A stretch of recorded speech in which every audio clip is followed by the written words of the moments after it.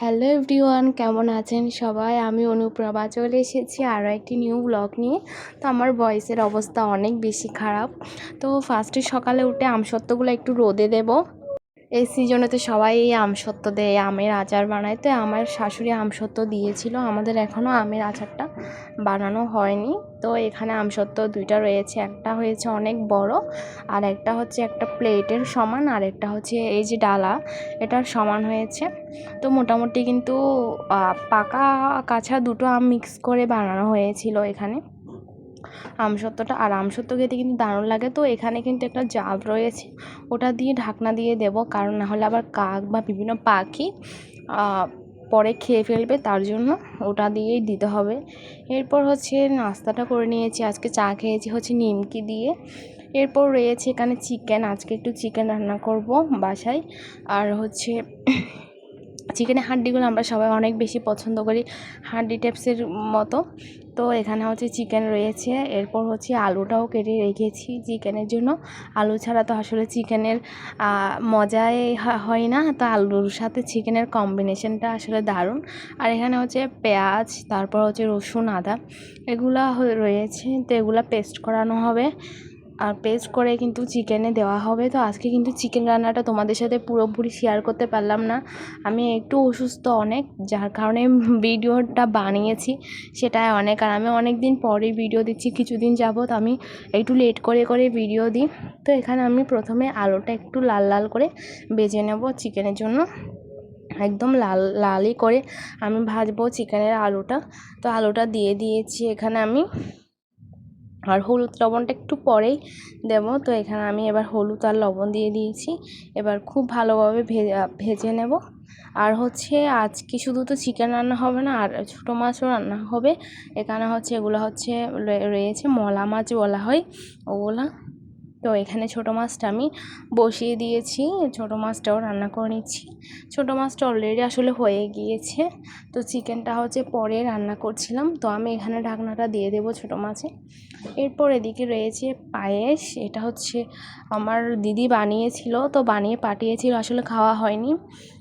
আর পায়েস জিনিস আমি একটু কম পছন্দ করি পায়েসটা, তো এখানে রেখে দিয়েছি ঢাকনা দিয়ে। এরপর হচ্ছে সন্ধ্যার দিকে আজকে অনেক দিন ধরে কিন্তু চটপটিটা খেতে ইচ্ছে করছিল, তো তোমাদের ভাইয়া ফাইনালি এনে দিল চটপটিটা।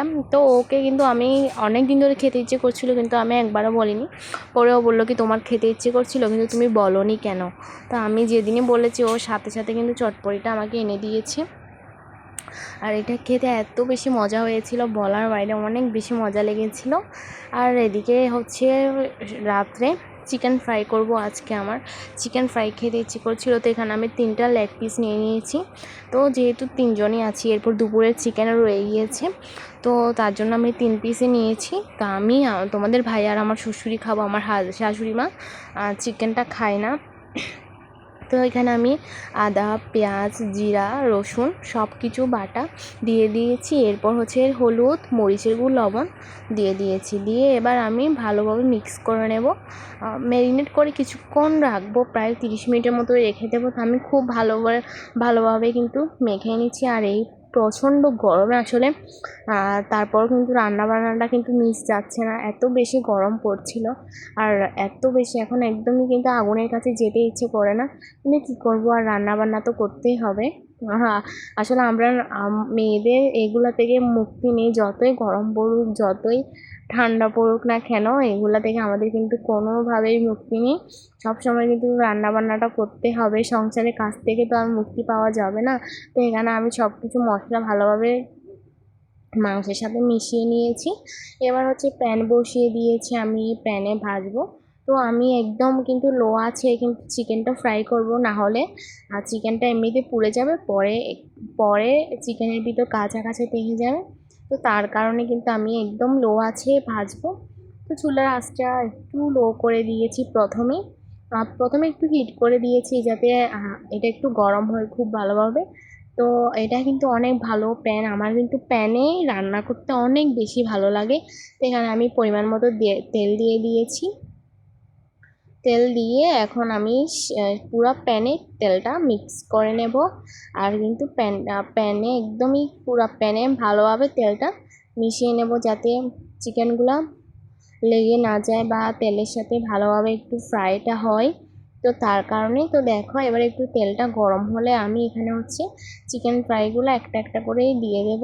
তো দেখো চিকেন ফ্রাইগুলো আমি এখন একটা একটা করে বসিয়ে দিচ্ছি। আর চিকেন ফ্রাইয়ের কালারটা দেখো, আমি কিন্তু একদম ভালোভাবে কিন্তু মশলাগুলো মাংসের সাথে ভালোভাবে মিশিয়ে দিয়েছি। আর আমি একটু পোড়া পোড়া করে ভাজবো, এরকম করে ভাজলে কিন্তু খেতে কিন্তু অনেক বেশি মজা লাগে।